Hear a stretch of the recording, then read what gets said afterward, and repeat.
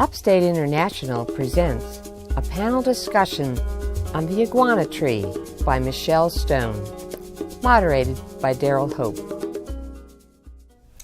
Greetings, everyone, and welcome to our panel discussion of the book Iguana Tree by Michelle Stone, a local author who lives in Spartanburg, South Carolina. My name is Deryle Hope, and I serve on the Upstate International Steering Committee. The book that we'll be discussing today has been selected as the community book read for Upstate International in 2015.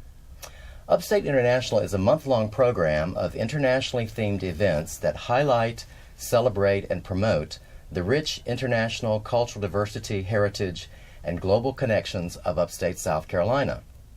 And the month of March has been designated as the month for celebration every year in upstate South Carolina. So joining me on the panel today are three distinguished individuals who will be sharing with us their perspectives and insights about the book Iguana Tree. So let me start by introducing our panelists today. First, directly to my left is Dr. Rachel Moore, who is Associate Professor of History at Clemson University in South Carolina. Her research focuses on the history of communication in 19th century Mexico. And for the past 2 years, she's had students in her Introduction to Historical Research class investigate the impact of immigration on their hometowns. So welcome, Rachel. Glad to have you here. Thank you. And then next to Rachel, we have Miss Vera Gomez, who is a published poet who works as a business marketing professional. She is employed by Ernst & Young and assists in developing business communications and market enablement strategies for the company's climate change and sustainability services practice. Vera also serves as a workshop facilitator, performance poet, and a teaching poet through the Metropolitan Arts Council and Greenville County School District Smart Arts Program. So welcome Vera, being here today. Thanks. And then next to Vera is Dr. Bill Lasser, who is Alumni Distinguished Professor of Political Science at Clemson University and Director of the Calhoun Honors College. He is a graduate of Harvard and the Massachusetts Institute of Technology and is author of a number of books and articles on law and American politics. Dr. Lasser was also the professor of the author of the Iguana Tree, Michelle Stone. So we have some interesting conversation about that, I'm sure, while she was a student at Clemson a number of years ago. So thank you all for being here. Thank you for being on the panel. And first, I want to throw out a question because I was moved by this book. I thought it had a great impact. Certainly, it made me think about things in a different way. And I'd just like to get a reading from each of you as to how this book impacted you. Did you find it inspiring and hopeful? Or what were your thoughts as you were reading this book? And Rachel, if we could start with you on that. Sure. Well, as a historian, I guess I approached it maybe in a different way than just the casual reader. We were using this in a history class to start students thinking about the impact of immigration on their hometowns, and students felt very comfortable reading this because it was an environment a lot of them were familiar with, right? Rural areas in coastal South Carolina. It had an impact on me because I witnessed this book change the way that students think about immigration, think about immigrants, and think about the impact that it has on families. That idea of change is very important because that's something we look at when we think about the book that we're going to choose for the read is a book that has an impact to change people and change thinking. And it certainly in reading this book, I felt that this book was that way. Vera, what about you? What were your initial impressions of this? I think it's a wonderful love story and a tale about journey. For me personally, I'm Mexican-American. My parents are immigrants, and it was a nice reminder of how even today, as a grown woman, the struggle and the understanding of the illegal alien plight in America or the U.S. is still a hot topic. Right. It's still important. It has, social, political, and economic ramifications that, I hope eventually, as a country, we can help solve. And I think it's just a really great book. I mean, as a read for pleasure, it's a great story just about family, the importance of family. And then I found it very aspiring, just, Hector's commitment to his family and wanting to do better. Right. Yeah, it's great to have that personal connection. I think that a lot of even Southern people reading this book, there's a connection with Southern people because of the fact that it is a Southern writer and it's placed in the South. It certainly gives a connection for that. And certainly, if you are from another country, you can connect to it in that way as well. And Bill, how about you? What did you see about this book? I think the book does a wonderful job of humanizing the immigrant experience.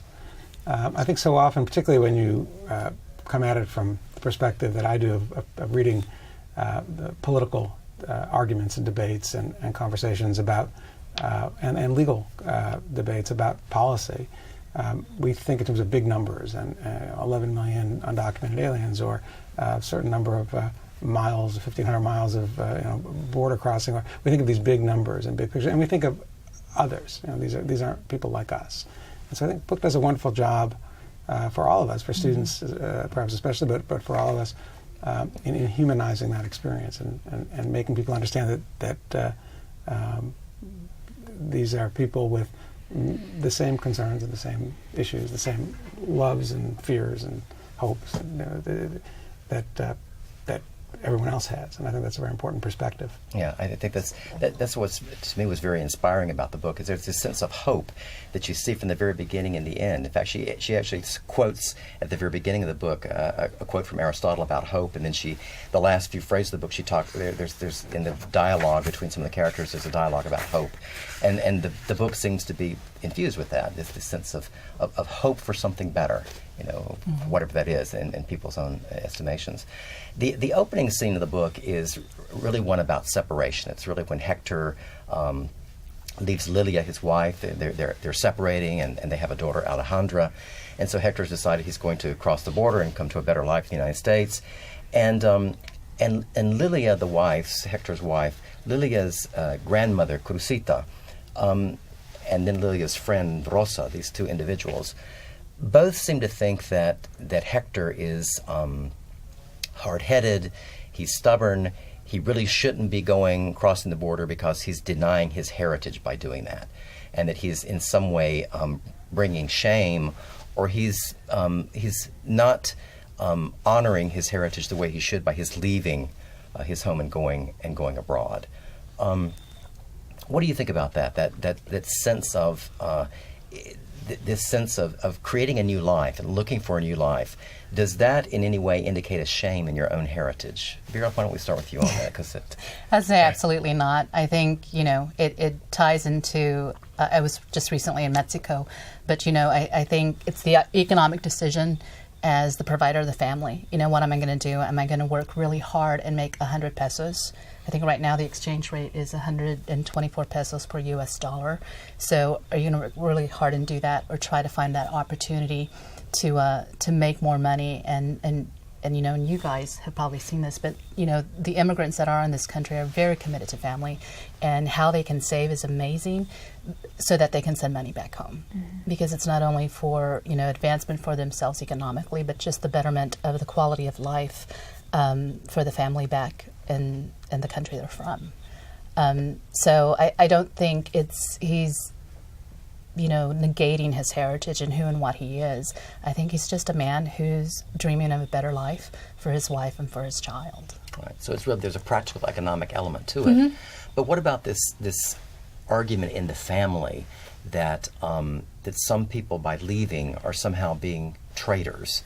Is that a valid argument, or is that being presented in the book in a way that is valid in terms of what really happens in communities?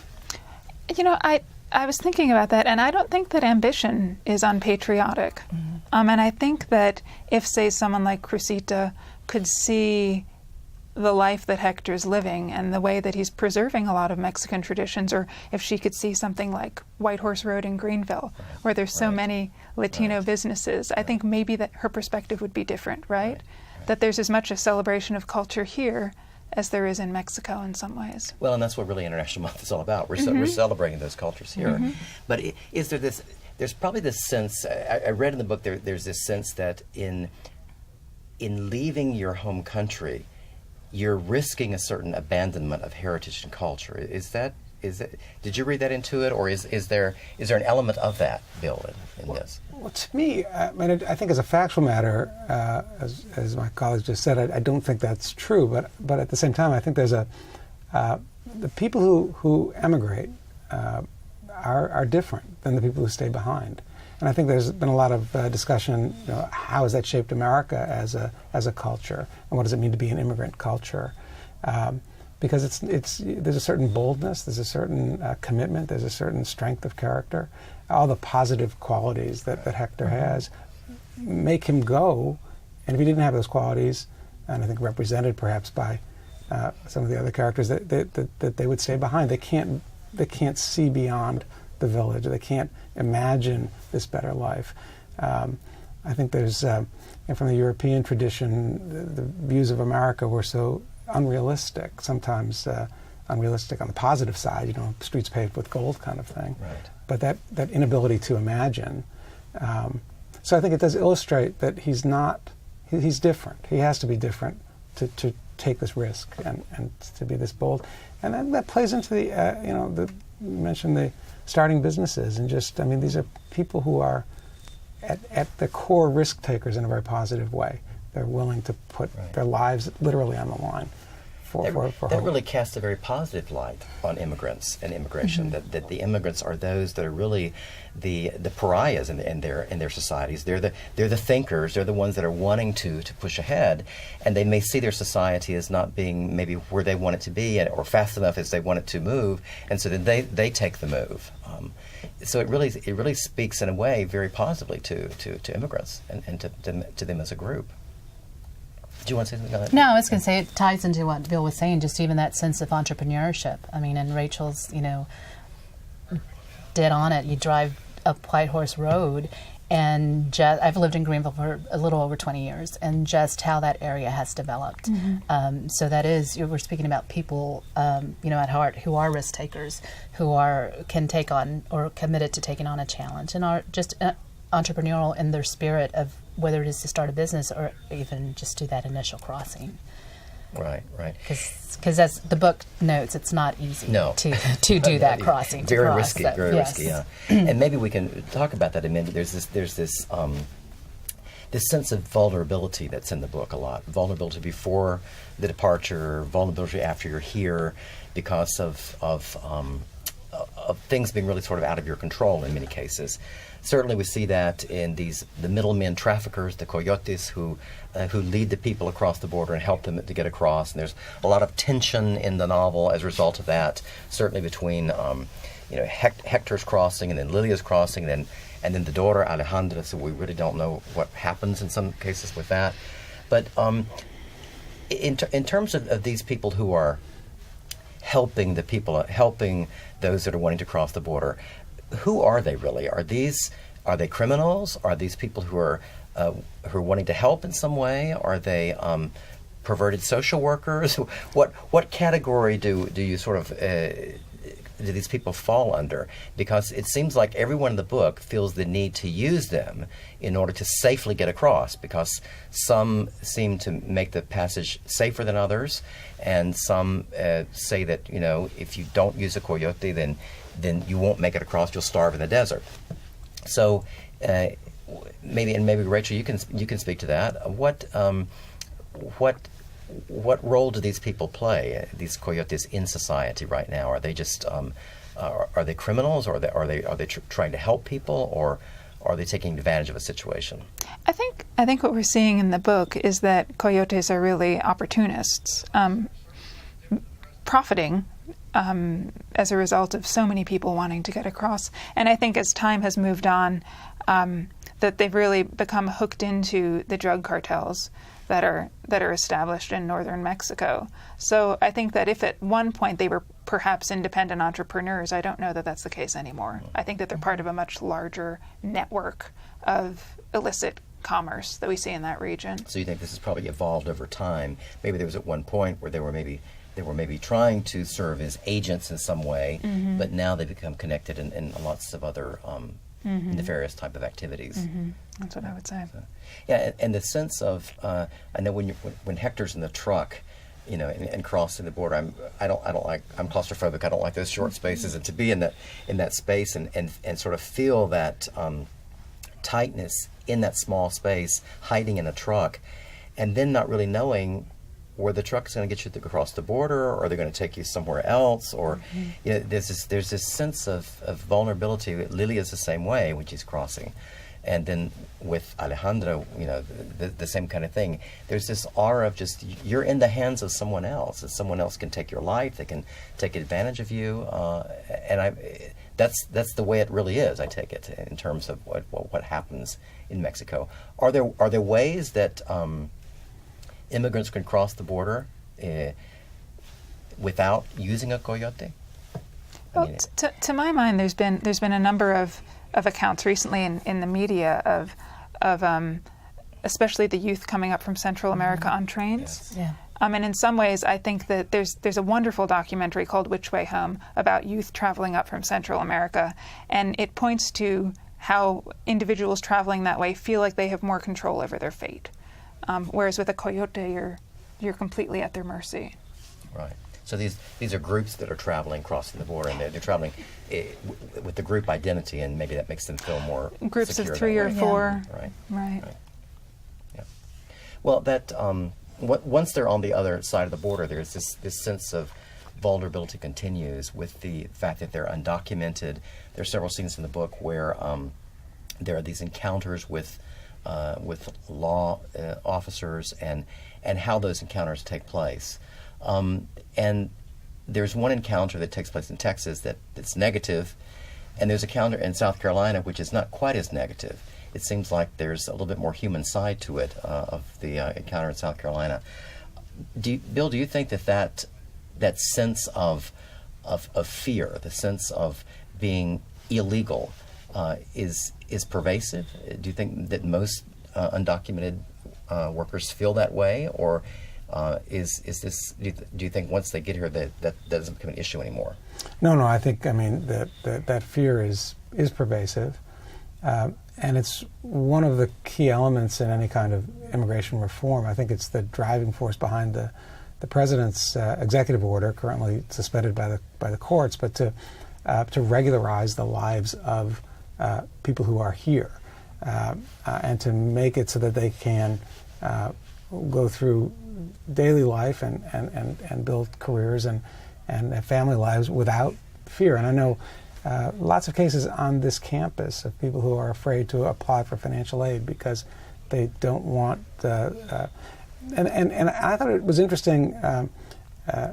Certainly the United States government is not as always as efficient as we might like it, and in some ways giving information to the IRS doesn't mean it's going to get to the Immigration Service or to the IRS. I mean, but an undocumented person does not know that, and certainly has no confidence that filling out a federal form for financial aid, the fear is that form is going to somehow get to the police. Again, I don't think we have that kind of efficiency in our governmental structure. That's probably a good thing.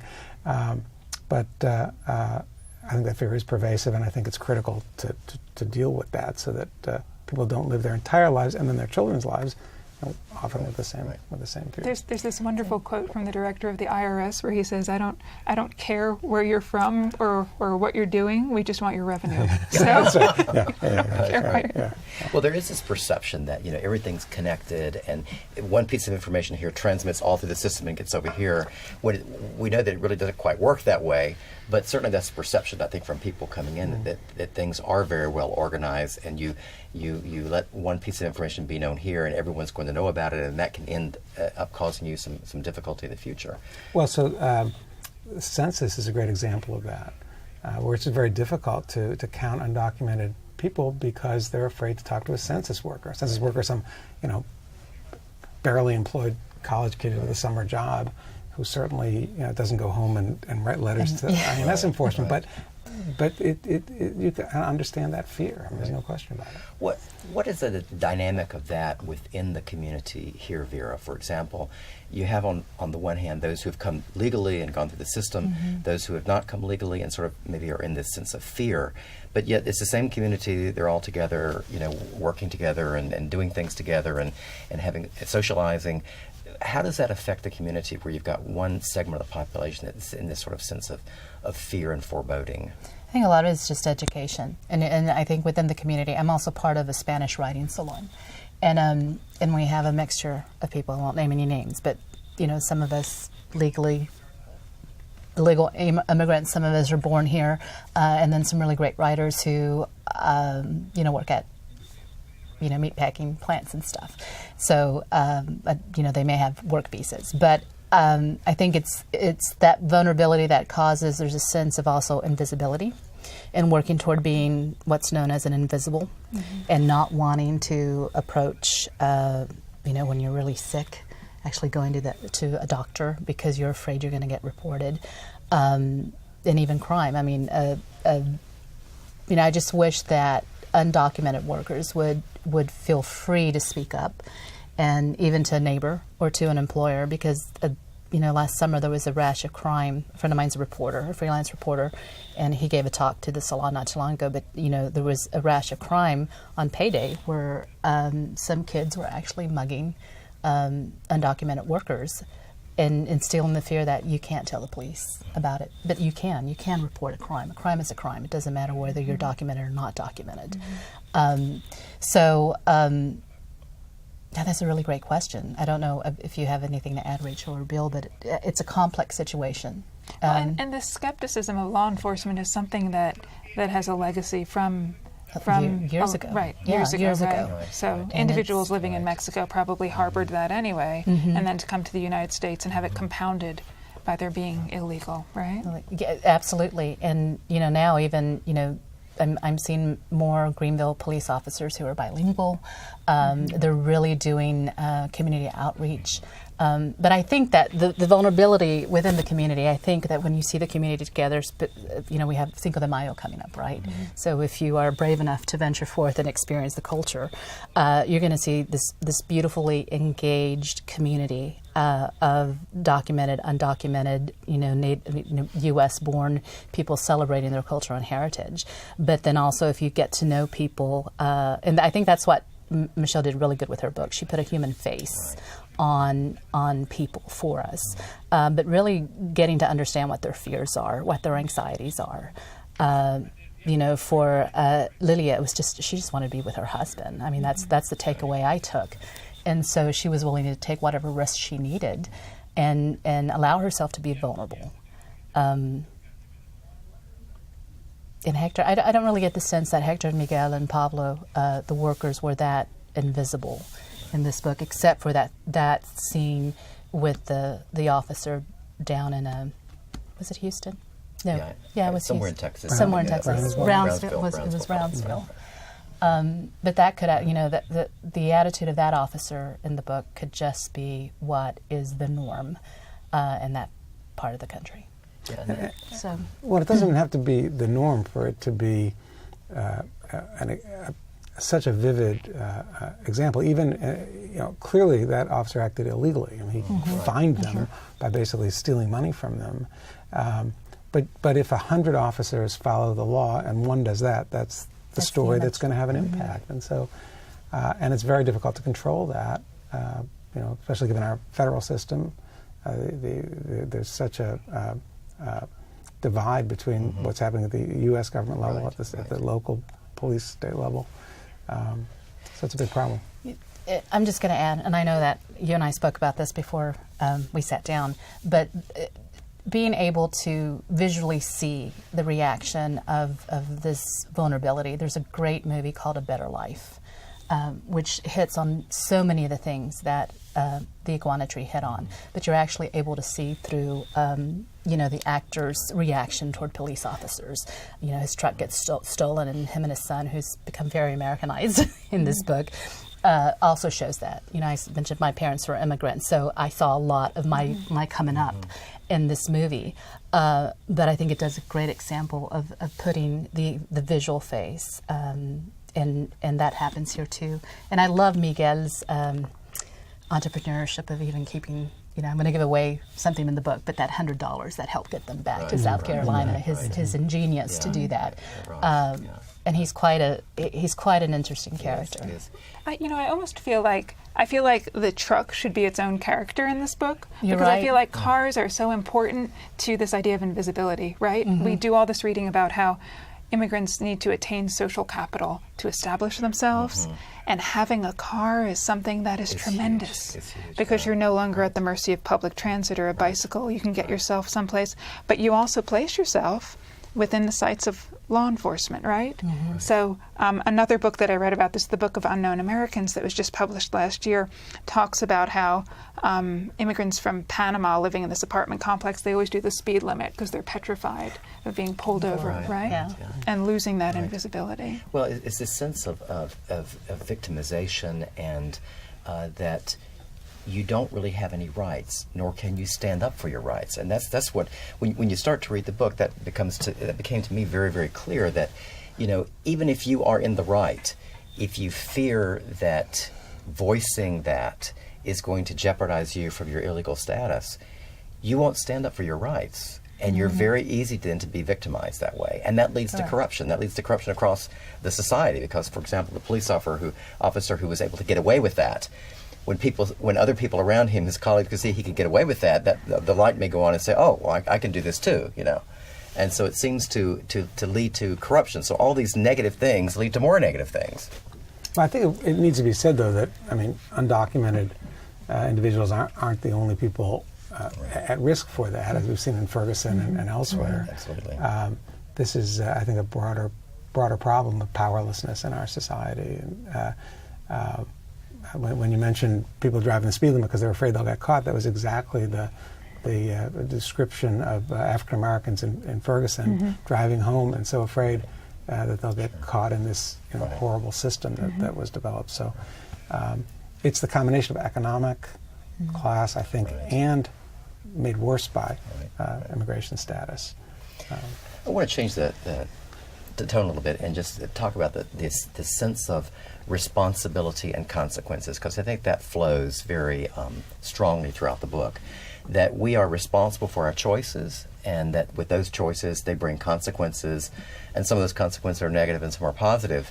And when you look at the characters, you know, Hector and Lilia, they make some very clear choices, and those choices bring about some very clear consequences. My question to you is, do you think that the choices that both Hector and Lilia have made, that those choices were justified, given the consequences that they're faced with? I mean, it's hard because of the baby. I think, and again, I think you mentioned, hopefully not giving away state secrets, that there'll be a sequel. And so perhaps we'll find out more what happens to Alejandra. But, you know, that issue at the end is they kind of try to move forward with this horrific loss. But that risk just pervades this book. So I don't have an answer to your question, but I think that's the one consequence that is so hard to cope with, I guess. Would be. It's not even the deportation of being sent back to Mexico. And I think, you know, I also think when we learn why the series of events that cause Lilia to follow her husband. I don't want to give away the book, right? But there's a reason why she, you know, I personally saw her as being very rash and impulsive when she did that. But we have to understand the situation she was in and what she was feeling to do that. But it you know, I think you're right. The child, you know, what has become of the child is the most interesting consequence. But it's about choices, as you were mentioning, Deryle. But, you know, this is a book also about the choices that Lucas and Elizabeth have made. You know, why Lucas is in the situation he's in. And then they as a couple. And also, I think the book really brings to light so many different couple choices, you know, the couple that takes Miguel and Hector in and the life that they're leading, the couple of you know, Lucas and Elizabeth and you know, their struggle to farm the trees, right? And then also the other choice that I think it's Jasper, who's Lucas and Elizabeth's friend, also a landowner, but the choices he's making. And, you know, I think the bottom line, it all comes down just to economics. Of why these people are making the choices they make. Let me, and now that you bring up Lucas and Elizabeth, let me bring them up because I think that that's a very interesting dynamic. They actually take in Miguel in terms of employing him, and then the same thing happens with Miguel's friend, and there's the other person who takes him in as well and employs him. So you have these Americans, these sort of sympathetic American figures that are taking on these, and they obviously know that they're illegal immigrants, taking them on and giving them work to do. Do you think that Lucas and Elizabeth and people like them are really part of the problem, or are they part of the hope of this whole story and this whole saga? I think it's a two-sided coin, right? Because they're genuinely sympathetic, compassionate people, but what's kind of implicit in their story is that there's a demand for their products, right? People want beautiful trees for their developments, for their homes, and that demand is causing them to turn to the labor that they can get, right?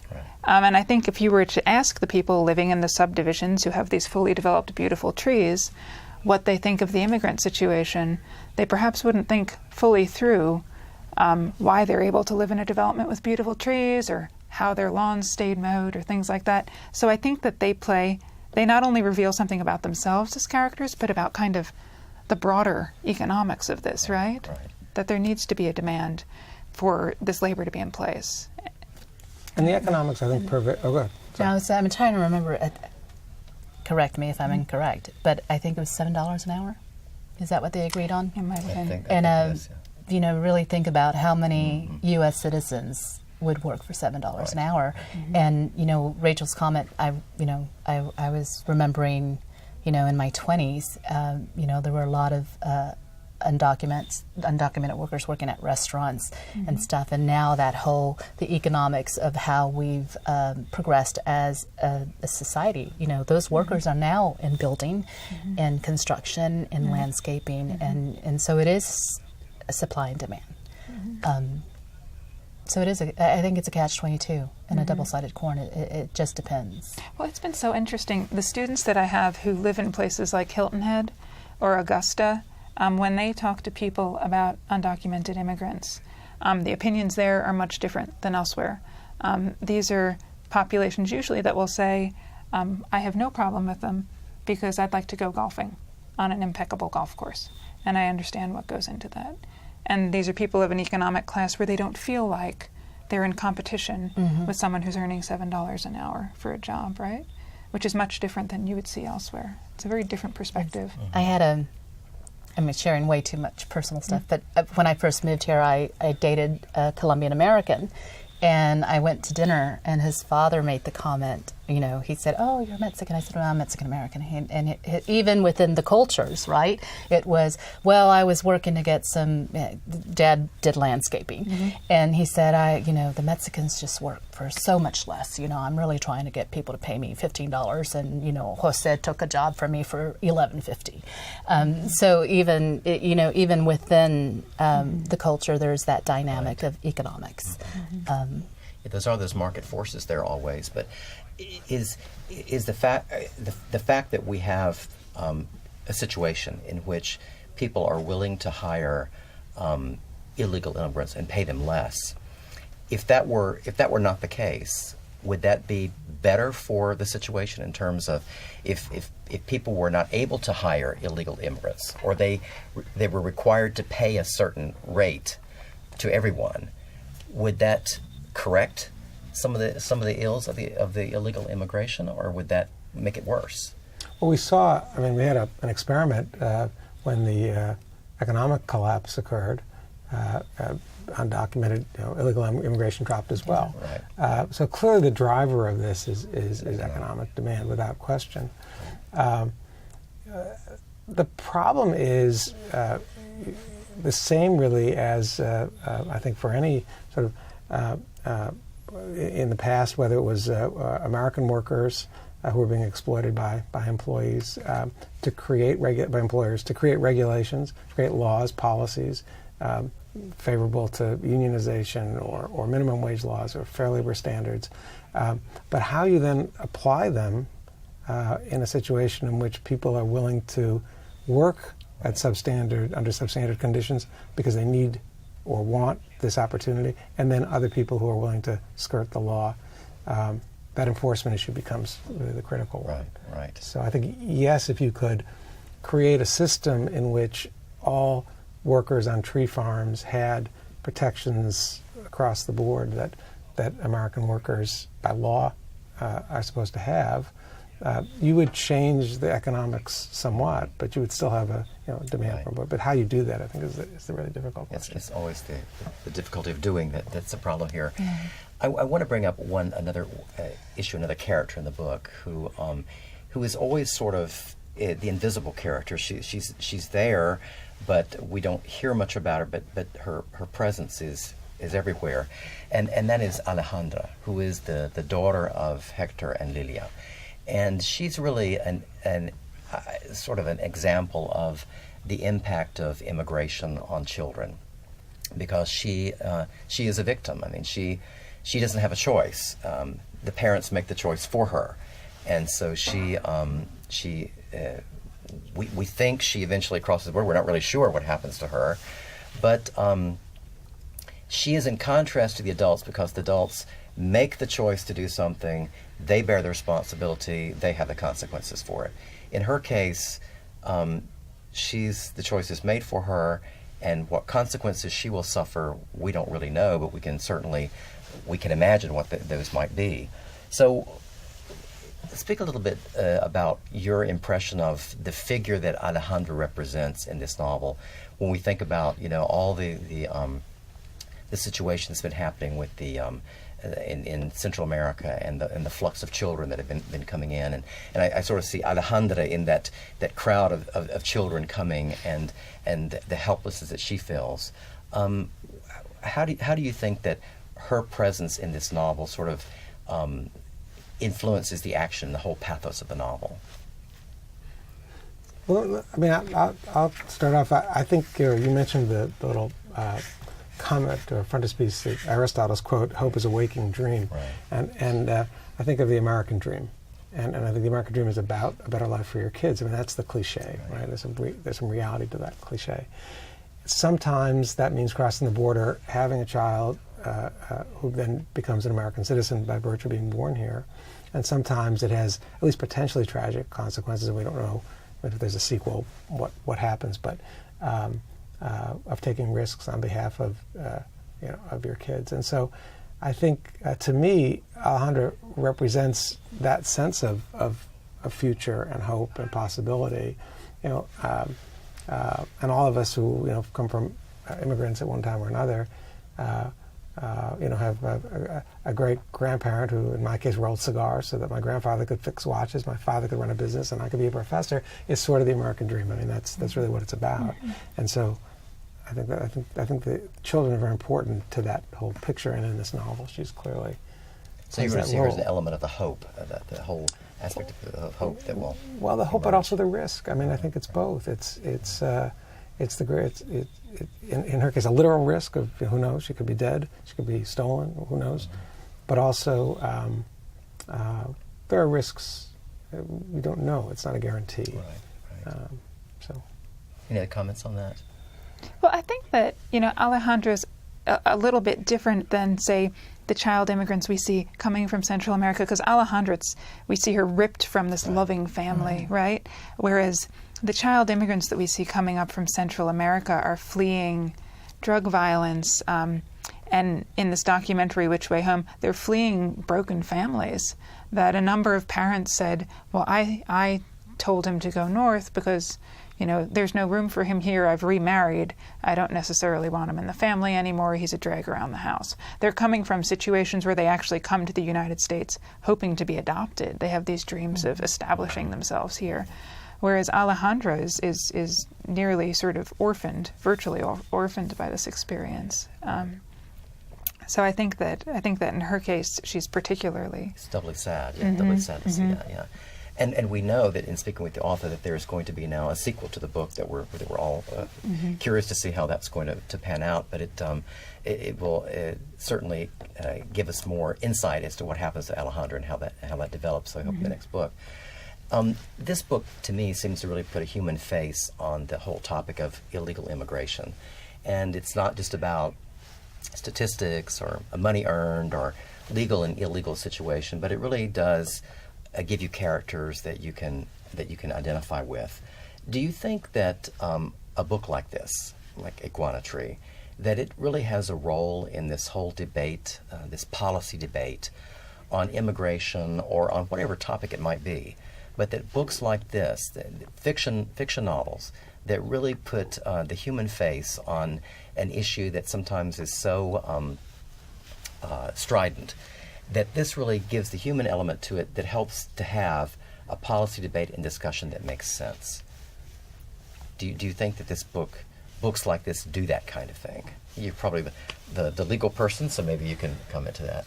Well, I think the answer to the question is yes. I think it's an important part of the conversation, but I think it's a bit of a two-edged sword at the same time, because policymakers, I think, have to understand the human element, and I think relative to the issue we were just talking about, the president's executive order allows children who came to the United States illegally under the age of 16 and have lived in this country, I think, since 2010, they're covered in this sort of deportation waiver.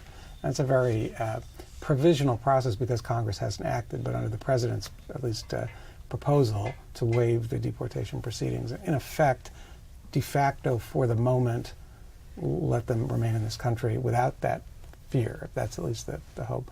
And so I think that's policy is based on an understanding of the humanity of children who had no choice and who end up here, and they're neither they're accepted here, nor do they belong in their country of origin. So that's real important. At the same time, I think there are economic realities, political realities. There's a lot of so policy has to sort of make hard choices, which people aren't going to like very much, and that's hard. I mean, it's very difficult. So I think the debate is often lacking this perspective, and so I think it's important to have it. But policy isn't, in a sense, this makes an easy case for. You could write a book about a harder case where it becomes more, the issue shifts. So it provides a dimension, but it doesn't really solve the problem, and it can lead to another problem with perhaps maybe going overboard, maybe the other way in some things. Well, I think every policy decision. I think of the healthcare debate, and one of the journalistic sort of sports is to come up with an example of someone who has benefited from Obamacare, and then come up with an example of a person who's not been harmed by Obamacare. And at the end of the day, those are realities, but they don't they can't drive the ultimate policy decision. That's one of the difficulties, I think, of crafting legislation and having it be both humane. But to me, I mean, I'll just say one more thing. It is so easy to think of the other and to think of people as not like yourself. And I think it's it's a critical recipe in many bad policies and bad attitudes and horrific things that have happened in the world, to think of, those people are not like me. And I think this book is a really necessary corrective to say, no, these people are very much like me. Yeah. And I can see myself in that situation. Right. And maybe I can see my grandparents in that situation, or maybe I can see, and begin to humanize that. Or even maybe I can't fathom the choices they had to make, and that makes me respect them for what they've done to come to this country, right? Right. Well, you have to. When you think about even the situation of Alejandra, about the fact that a mother would be willing to do that because she wanted to be so much with her husband and the family, and she had the faith that this family would reconstitute itself in a better place. And so it's again this hope for a better future, and this hope for something better, and people take risks based on that hope. We do that. The poet, how does the poet see the human face of this book and the importance of that? I think it's a great book and a good read, and to dovetail onto what Bill was saying, you hit a really important point. We sometimes forget that we're all immigrants in this country. That's what makes the U.S. the great place that it is. And, was it your great-grandfather that was a cigar roller? Yeah. If he hadn't been ingenious enough and entrepreneurial enough to succeed at that, would you be who you are today? And I think that the characters in the Iguana Tree allow us to see that. And for me, it was the whole, Miguel and Pablo and Hector working to assimilate into the situation they were in and to fit in and to make it work. I think it's really nice. Is it going to change policy, at the federal level? I don't know. But I think that things start at the grassroots. Right. And the more, as humans, we allow ourselves to stop and talk to some of those people at the Walmart, in Berea, or really, say hello to the person who's bussing our table at a restaurant, we're going to be able to humanize the story. I think, you've asked us a lot about responsibility and choices, and I've been thinking about it, Alejandra, the last couple of minutes. But Lilia's ability or inability to, as a mother, which I'm not, right? But to have someone take your child and not take your child, that had to do with her own dreams of a better life and wanting her family to be whole. And then just, the ramifications of that decision is interesting.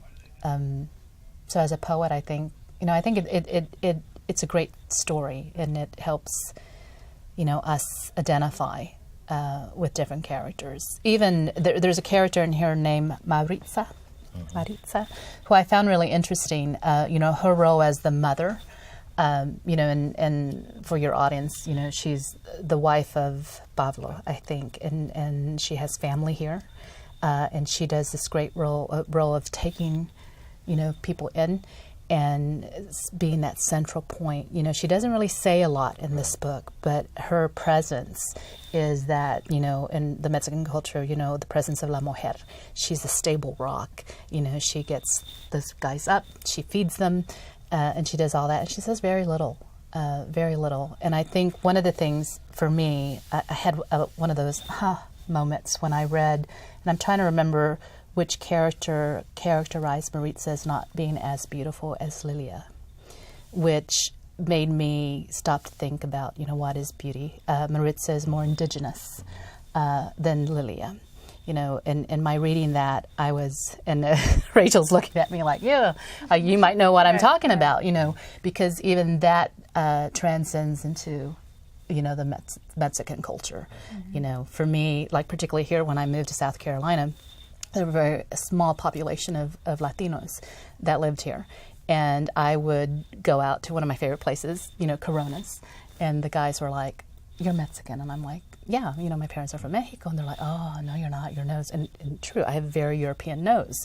So, that concept of what is beauty and what is not, and I've gotten to know a lot of people from Guatemala at the parish, at the church I go to, and now that I've befriended them and know them better, the beauty that they have within their own culture, although it's still Mexican and Latino, it's just fabulous. So that was the one moment where I read. I have to remember this is the point of view of that female character saying, "Oh, but she's not as beautiful," and it's because she's probably 4'11" or 5 feet, and I don't know about you, Rachel, who's spent time in Mexico, but I immediately physically saw the type of woman that Maritza is, which is beautiful, and they have the most beautiful hair too. I can envision that long hair that she rolled into a bun every morning before the household came up. So, but that's a beautiful summary of this family connection, which I think is very strong in the book. There's always a desire to sort of have family, and things are in the context of family, or wanting to bring families together.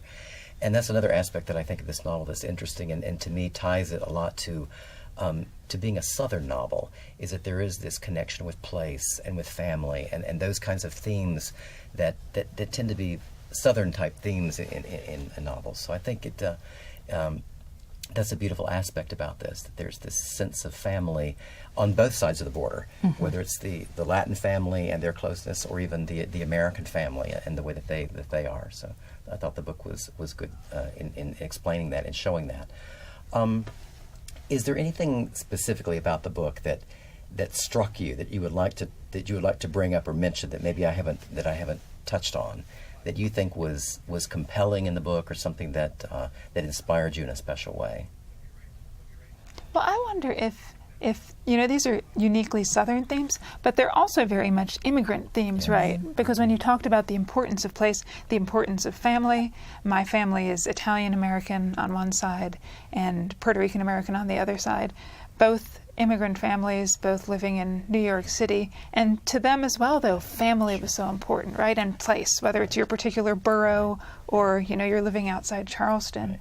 So I wonder if it's just not sort of a universal immigrant story, that family in whatever shape or form becomes so important during this process. I think it could very well be, and of course that's the American story, because America is a nation of immigrants, and so from wherever we come, we bring that with us, we bring that connection with us. So it is that. Well, this is the book, The Iguana Tree by Michelle Stone. We certainly hope that you will take this book and read it and enjoy it. It certainly is very moving, and it is the community book read for the month of March that's been selected and by Upstate International. And so I want to thank our panelists for being here today and talking with us and giving us these insights. And appreciate your being here, and certainly hope that you will all take this book and check with the Upstate International website to see if you can find where there'll be other discussions, local discussions about this book in your local library. So hopefully you'll get a chance to read it and to discuss it further. So thank you for being with us today.